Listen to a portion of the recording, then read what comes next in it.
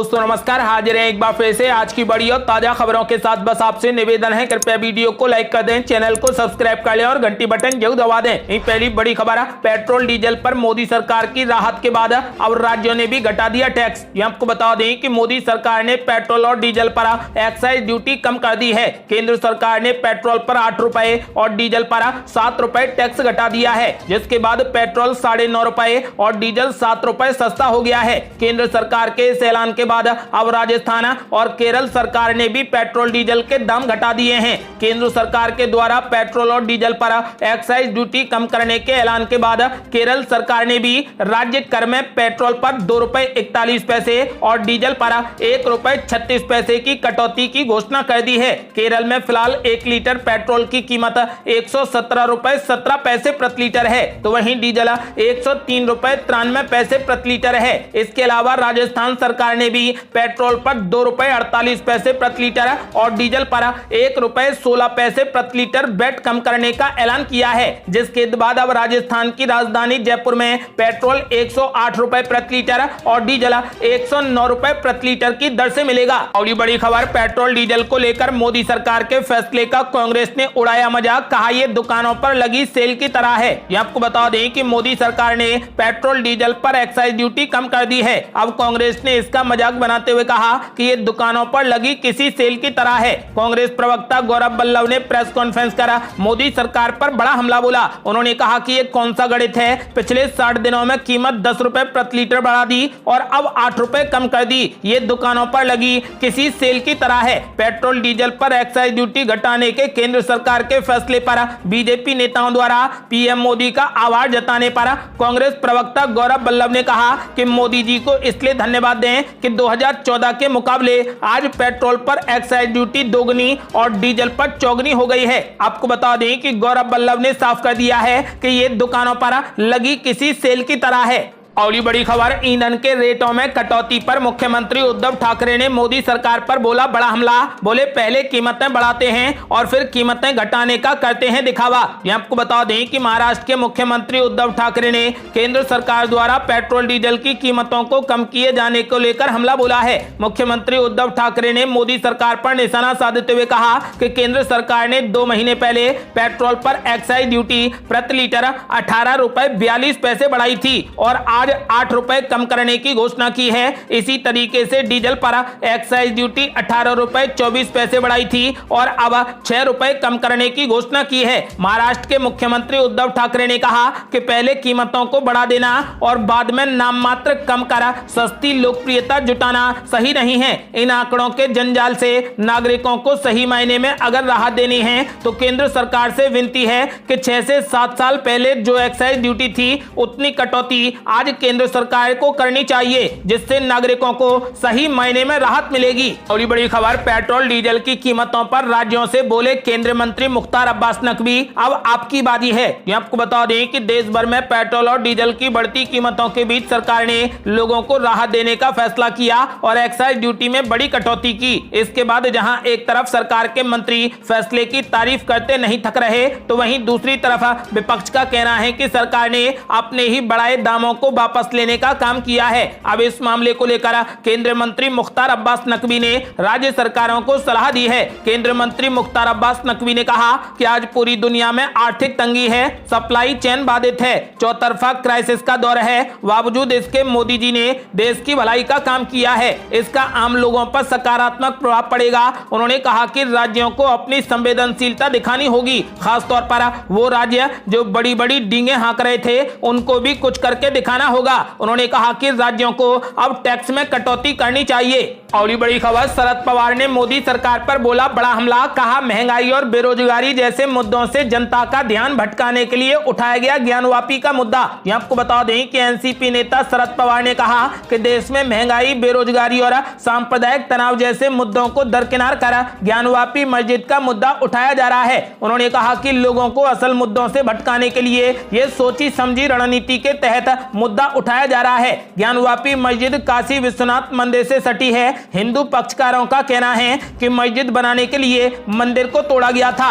हिंदू पक्षकारों की मांग है कि मस्जिद के भीतर मौजूद देवी देवताओं की पूजा करने की अनुमति मिलनी चाहिए। गौरतलब है कि हाल ही में एक स्थानीय अदालत ने ज्ञानवापी मस्जिद परिसर में वीडियोग्राफी सर्वेक्षण का आदेश दिया था, जो सोमवार को पूरा हो गया, जिसकी 19 मई को रिपोर्ट सौंपी गई है। सर्वे के आखिरी दिन हिंदू पक्ष ने मस्जिद के भीतर शिवलिंग होने का दावा किया था। वहीं मुस्लिम पक्ष का कहना था कि यह शिवलिंग नहीं बल्कि फव्वारा था। सर्वेक्षण में कथित तौर पर मस्जिद की दीवार पर स्वास्तिक, कमल, कलश, त्रिशूल और शिवलिंग के संकेत मिले हैं। ज्ञानवापी मस्जिद को लेकर जमकर राजनीति भी हो रही है। AIMIM के प्रमुख असदुद्दीन ओवैसी ने ज्ञानवापी मुद्दों के जरिए देश को बांटने का आरोप लगाते हुए भाजपा पर निशाना साधा है। असदुद्दीन ओवैसी ने पूजा स्थल अधिनियम 1991 का जिक्र करते हुए कहा कि कानून किसी भी पूजा स्थल के चरित्र में बदलाव की अनुमति नहीं देता है। असदुद्दीन ओवैसी ने कहा कि भविष्य के विवादों को रोकने के लिए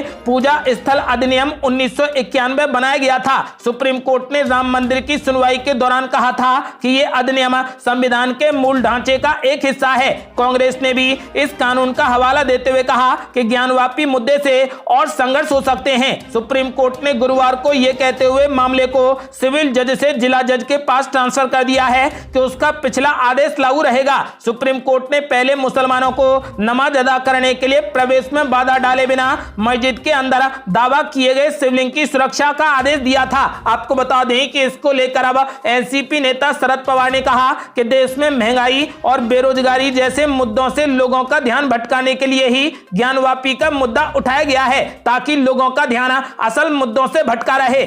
और बड़ी खबर, ज्ञानवापी मस्जिद को लेकर सपा सांसद शफीकुर रहमान बर्क का बड़ा ऐलान। बोले, हमसे कोई नहीं छीन सकता हमारी मस्जिद। 2024 के लिए बीजेपी फैला रही नफरत। ये आपको बता दें कि वाराणसी की ज्ञानवापी मस्जिद को लेकर विवाद थमने का नाम नहीं ले रहा। अब समाजवादी पार्टी के सांसद शफीकुर रहमान बर्क ने इसे लेकर बड़ा बयान दिया है। उन्होंने कहा कि मुसलमानों को डराया जा रहा है। साथ ही ये भी दावा किया है कि बीजेपी 2024 चुनावों के लिए नफरत फैलाने का काम कर रही है। सपा सांसद ने कहा कि ज्ञानवापी में जो शिवलिंग की बात की जा रही है वो बिल्कुल सच नहीं है। उसके अंदर कोई भी ऐसी चीज क्यों रखी जाएगी जिससे किसी भी दूसरे मजहब के लोगों को कोई मौका मिले। ये लोग जीतने के लिए नफरत और ध्रुवीकरण करना चाहते हैं। हिंदू मुस्लिम नफरत बढ़ाकर वोट लेने की कोशिश कर रहे हैं। मुसलमानों को दबाने की कोशिश की जा रही है, लेकिन हम किसी भी हाल में डरेंगे नहीं। उन्होंने साफ कर दिया है कि हमसे हमारी मस्जिद को कोई नहीं छीन सकता। इसके अलावा सपा सांसद शफीकुर रहमान बर्क ने कहा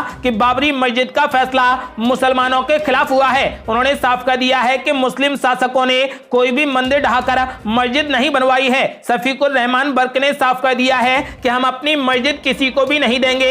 बीजेपी चुनाव जीतने के लिए ऐसे प्रोपेगेंडा और नफरत फैलाने का काम कर रही है। और बड़ी खबर, राष्ट्रपति चुनाव के लिए तीसरा मोर्चा खड़ा करने की जुगाड़ में तेलंगाना के मुख्यमंत्री केसीआर विपक्षी नेताओं से कर रहे मुलाकात। आपको बता दें कि तेलंगाना राष्ट्र समिति के अध्यक्ष और मुख्यमंत्री के चंद्रशेखर राव इन दिनों तीसरा मोर्चा खड़ा करने की जुगाड़ में लगे हुए हैं। इसको लेकर उन्होंने बैठक भी की है और कई नेताओं के साथ में मुलाकात भी करने वाले हैं। दरअसल जुलाई के महीने में होने वाले राष्ट्रपति चुनाव से पहले वो इस मोर्चे को खड़ा करना चाहते हैं और राष्ट्रपति पद के लिए एनडीए के उम्मीदवारों को कड़ी चुनौती देना चाहते हैं। अंग्रेजी अखबार इकोनॉमिक टाइम्स में छपी खबर के मुताबिक केसीआर विपक्षी नेताओं से लगातार मुलाकात भी कर रहे हैं और वो एनडीए के साथ ही बिहार के मुख्यमंत्री नीतीश कुमार और उड़ीसा के मुख्यमंत्री नवीन पटनायक को भी इस मोर्चे में शामिल करने की कोशिश में लगे हुए हैं। केसीआर ने विपक्ष के कई नेताओं के साथ में कल मीटिंग की है और दिल्ली के मुख्यमंत्री अरविंद केजरीवाल के साथ भी मुलाकात कर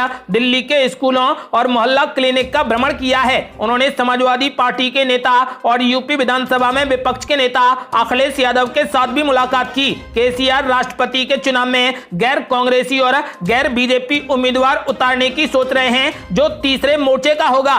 अगली बड़ी खबर, गृह मंत्री अमित शाह ने राहुल गांधी पर बोला बड़ा हमला। बोले राहुल जी इटालियन चश्मा उतारें तभी पता चलेगा 8 साल में क्या हुआ है। ये आपको बता दें कि अरुणाचल प्रदेश के दौरे पर गृह मंत्री अमित शाह ने कांग्रेस पर हमला करते हुए एक कार्यक्रम में कहा कि कांग्रेस वाले आंख बंद करके विकास को ढूंढ रहे हैं। उन्होंने राहुल गांधी पर तंज कसते हुए कहा कि राहुल बाबा आंख खोल दो, इटालियन चश्मा उतार दो और भारतीय चश्मा पहन लो तो मालूम पड़ेगा कि इन 8 सालों में क्या हुआ है। उन्होंने कहा कि कांग्रेस वाले आंखें बंद करके विकास देख रहे हैं। उन्होंने कहा कि 8 सालों में पर्यटन को बढ़ाने के लिए, यहां के लॉ एंड ऑर्डर को शांति प्रदान करने के लिए, इंफ्रास्ट्रक्चर बढ़ाने के लिए और विकास को बढ़ाने के लिए पेमा खांडू और नरेंद्र मोदी की डबल इंजन सरकार ने जो 50 साल में नहीं हुआ वो 8 साल में करने का काम किया है। आपको बता दें कि गृह मंत्री अमित शाह यही नहीं रुके, उन्होंने कांग्रेस पर हमला करते हुए कहा कि कांग्रेस ने पहले नॉर्थ ईस्ट में कई झगड़े लगा रखे थे और दुनिया नॉर्थ ईस्ट को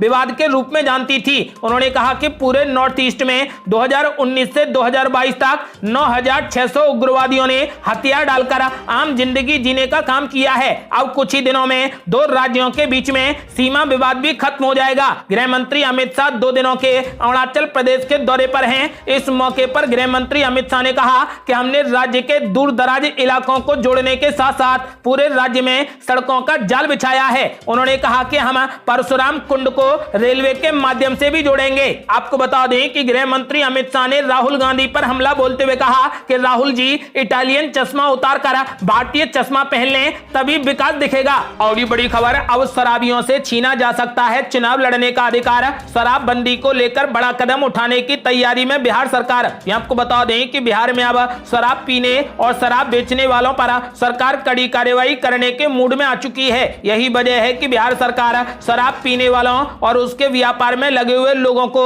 सरकारी योजनाओं से प्रतिबंधित करने की तैयारी में है। ऐसे लोगों को चुनाव लड़ने से भी प्रतिबंधित करने पर विचार चल रहा है। इसको अमल में लाने के लिए मद निषेध विभाग ऐसे लोगों पर सख्ती करने की तैयारी में है। पटना में मद निषेध विभाग ऐसे लोगों को सरकारी योजनाओं के लाभ के साथ साथ चुनाव लड़ने से रोकने पर भी विचार कर रहा है। विभाग के अपर मुख्य सचिव के पाठक ने इस संदर्भ में विभिन्न अधिकारियों की राय भी ली है। आपका क्या मानना है? क्या शराब पीने वालों को चुनाव लड़ने से रोकना चाहिए? अपनी राय हमें वीडियो लाइक कर कमेंट बॉक्स में जरूर दें। आज के लिए बस इतना ही। यदि आपने अभी तक हमारे चैनल को सब्सक्राइब नहीं किया है तो कृपया चैनल को सब्सक्राइब कर घंटी बटन जरूर दबा दें। जल्दी मिलते हैं बड़ी अपडेट के साथ, तब तक के लिए जय हिंद, जय भारत।